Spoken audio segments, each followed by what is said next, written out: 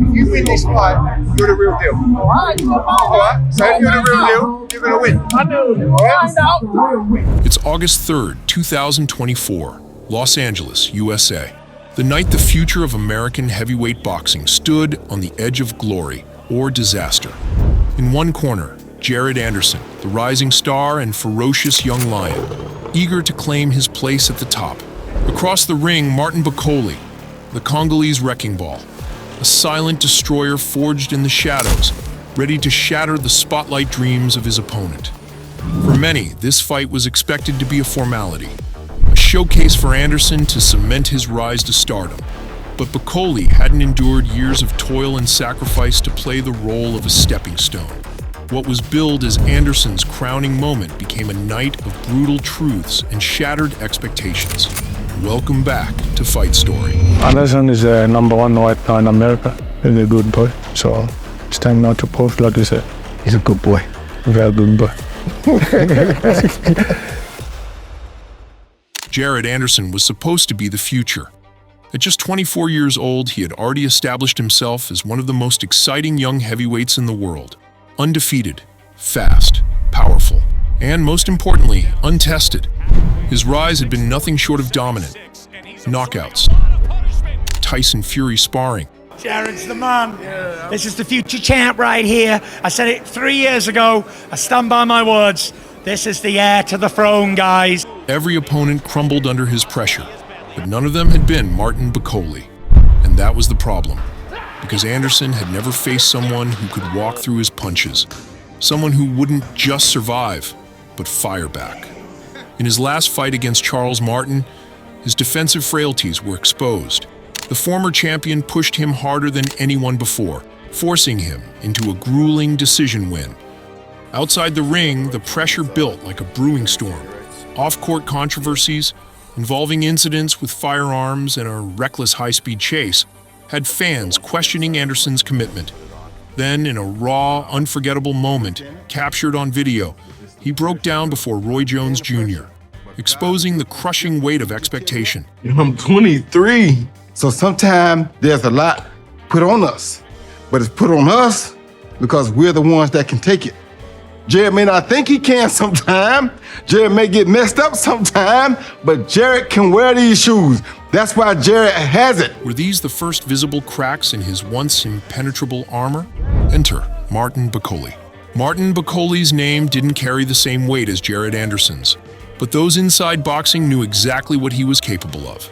Born in the Democratic Republic of Congo, he grew up in the shadow of his older brother, Ilunga Makabu, a WBC cruiserweight champion with a fearsome reputation.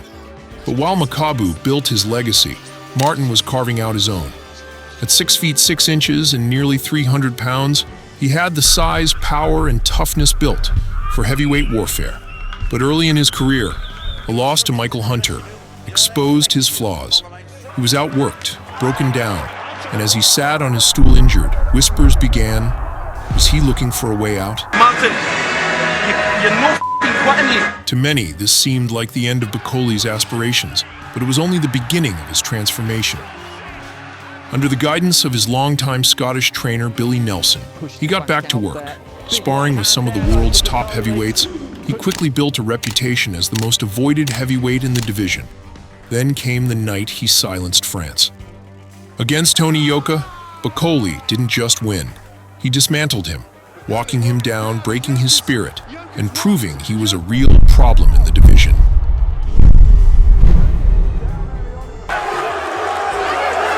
Yet the same story continued. Bakole was never given the respect he deserved. Now standing in front of him was another rising star. Jared Anderson was being marketed as the future of heavyweight boxing. Martin Bakole was about to remind everyone that the present still belonged to fighters like him. He said he's gonna stop me. He said he's gonna knock me out. So I'm waiting to see that. Do you think that's all talk, or do you think he's actually gonna come out and try to stop you? I hope he do, but I mean, everybody don't back up what they say, so we shall see. This will solidify me as one of the next great American heavyweight. They know what's going on. I ain't the betting favorite for nothing. You better hear me. I be trying to keep it chill. I be trying to keep it humble, but sometimes you gotta pop out and show man. From the opening bell, the fight was electric.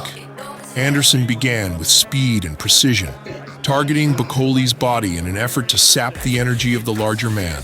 But Bakoli was unfazed, absorbing the blows like a granite wall and stalking Anderson with calculated menace. He's just standing there and absorbing them. Then, with just seconds left in the first round, Bakoli unleashed a thunderous uppercut, a shot that sent Anderson crashing to the canvas for the first time in his career. The crowd gasped. The golden aura surrounding Anderson suddenly cracked. Bakoli had landed the first blow in what would become a relentless assault. As the rounds progressed, the narrative shifted. Anderson showed immense heart, rallying with sharp combinations and punishing body shots that began to slow the Congolese powerhouse. But every moment of Anderson's brilliance was answered by Bakoli's brute force. Heavy hands from Bakoli snapped Anderson's head back time and time again, each shot echoing through the arena like a cannon blast. Round 3 brought the kind of exchanges that make the heavyweight division so intoxicating. Anderson, determined to reclaim control, traded punches in the center of the ring, refusing to back down from Bakoli's onslaught. But it was a dangerous game. A vicious left uppercut from Bakoli landed flush, buckling Anderson once more. The young lion, battered and bleeding, somehow stayed on his feet, his sheer willpower keeping him in the fight. Slugfest ever since. Oh, the head snaps back. Bakoli with another good moment. Anderson mixing it up with the bigger man. No more boxing. By round 5, Bakoli had turned the bout into his personal masterpiece. Anderson, now visibly fatigued and fighting on instinct, struggled to escape the relentless pressure. Another uppercut landed, this time sending Anderson to the canvas for a second time.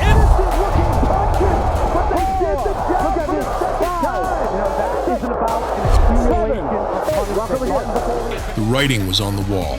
Bakoli, smelling blood, moved in for the kill. Too much. It's going to be another uppercut. Is this the end of it?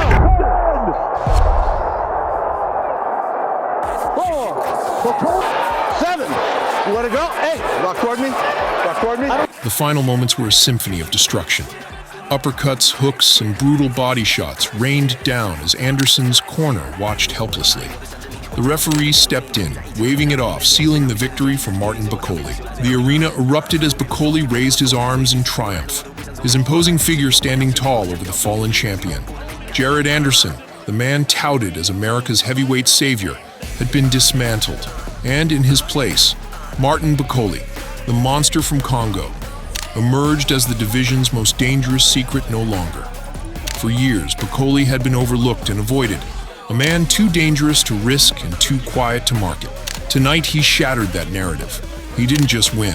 He announced himself as a force to be reckoned with. The heavyweight division, already filled with giants, has just gained another, and his name is Martin Bakoli. And I want to thank Big Baby here for accepting to fight me. I'm the most avoiding man in the world.